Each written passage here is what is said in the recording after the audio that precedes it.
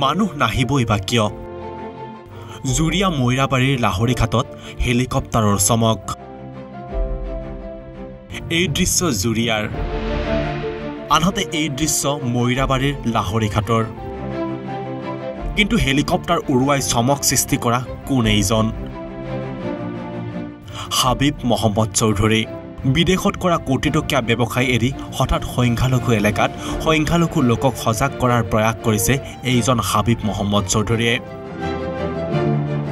হাবিবৰ মন্তব্য হিন্দু মুছলমানৰ শত্ৰু নহয়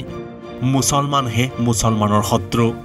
হাবিবৰ প্ৰশ্ন ভাৰতবৰ্ষৰ কিমান মছজিদত হিন্দু মানুহে গৈ বোম পেলাইছে কিমান মাদ্ৰাসাত হিন্দু মানুহে AK-47 লৈ গুলীবৰ্ষণ কৰিছে আফগানিস্তান ইৰাক সিৰিয়াতো মুছলমানে মুছলমানক মাৰি আছে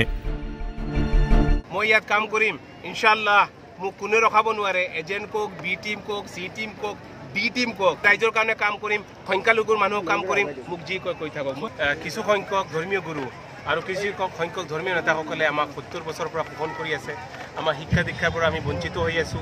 আমি এই কাৰণে ওলাই আছো শিক্ষা আৰু মানৱতাৰ কাৰণে ওলাই আছো এই কাৰণে আমি ভয়ৰ পৰা স্বাধীনতা কৰি আছো সময়তিয়ালৈকে 20-25 খন হল আমি গোটেই অসমত ফুৰিম এই কাৰণে আমি হেলিকপ্টাৰ ব্যৱহাৰ কৰি আছো কম সময়ৰ মাজত বেছি ফুৰাৰ কাৰণে কিন্তু নিৰ্বাচনৰ প্ৰাক মুহূৰ্তত কোনো ধৰণৰ ৰাজনৈতিক বেনাৰ অবিহনে ধুমকেতুৰ দৰে আবিৰ্ভাৱ হোৱা এইজন ব্যৱসায়ীৰ লক্ষ্য উদ্দেশ্য কি এতিয়াও ৰহস্যৰ আৱৰ্তত কাৰ ৰাজনৈতিক এজেণ্ডাত দৈনিক লাখ লাখ টকা ব্যয় কৰিছে প্ৰবাসী ব্যৱসায়ী হাবিব মহম্মদ চৌধুৰীয়ে জুৰিয়াৰ পৰা শিবেন্দু বৰা আৰু মৈৰাবাৰীৰ পৰা খালিদ আহমেদৰ ৰিপৰ্ট ইছান নিউজ